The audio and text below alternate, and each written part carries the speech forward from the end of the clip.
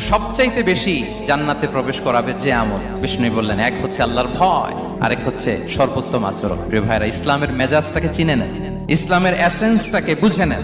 আমরা ভালো আচরণকে গুরুত্ব দিতে চাই না।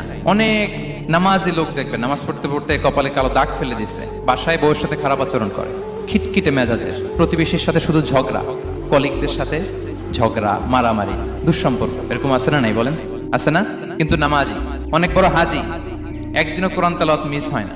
তো এত আবাদত করেও সে ইসলামের আসল এসেন্সটাকে ধরতে পারেনি। বিষ্ণু বললেন, সবচেয়ে বেশি জান্নাতে প্রবেশ করাবে যে দুটি আমল, একটি হচ্ছে তাকওয়াল্লাহ, আল্লাহর ভয়, আরেকটি হচ্ছে উত্তম আচরণ, সর্বোত্তম আচরণ। তো আমরা যেন উত্তম আচরণের অধিকারী হই, আমার স্ত্রীর সাথে যেন ভালো আচরণ করি, প্রতিবেশীর সাথে যেন ভালো আচরণ করি, ছেলে মেয়েদের সাথে যেন আমাদের অ্যাটিটিউডটা ভালো থাকে, আচরণটা ভালো থাকে, কলিগের সাথে যেন ভালো থাকে। বিশ্বনবীর আচরণ যেমন ছিল তেমন আচরণ যেন আমরা গড়ে তুলতে পারি। আওয়াজ করে পড়ুন আমিন।